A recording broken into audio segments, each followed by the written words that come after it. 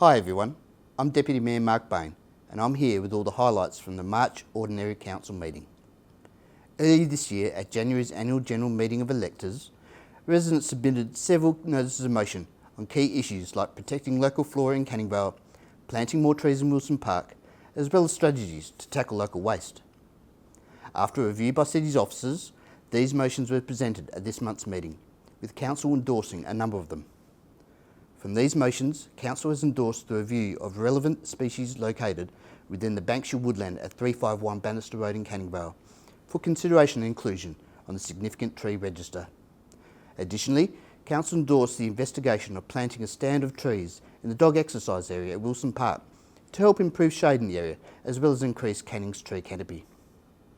Finally, a motion around trialling community skip bins in areas such as Bentley was not endorsed, and instead a public education campaign targeting Bentley will be undertaken with a focus on promoting and enabling the use of the city's existing waste management services. Additionally, I brought forward an amendment for this item, which was endorsed and will request the CEO to present a business case to Council over the coming months for the viability of a rapid response waste team at the city to address concerns about local waste. Thank you to everyone who came along to our annual general meeting of electors. Now, 2 tenders were awarded and endorsed by Council at this month's meeting in relation to the construction of Ferndale Park Pavilion and the new change rooms and renewal of Merv McIntosh Pavilion down at Wyong Park. The tender for the construction of Ferndale Park Pavilion was awarded to Hoskins Building Services, with the tender for the works around Wyong Park being awarded to LKS Construction. Such a great outcome for our local clubs, and it's going to be great to have our community experience these amazing facilities when they're completed. Outcomes from the public consultation of the speed limit reduction from 70 km an hour to 60 and extension of the school zone 40 km an hour at Lynwood Senior High School along High Road in Riverton was presented to Council this month.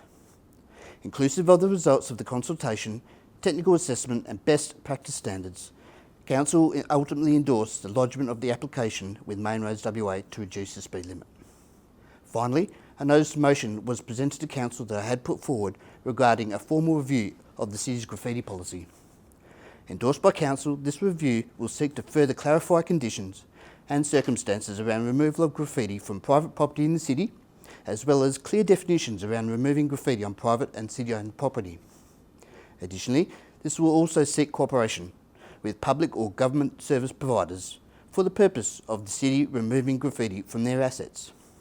The outcomes from this review will be presented to Council later this year. Well, that's all from me today, everyone.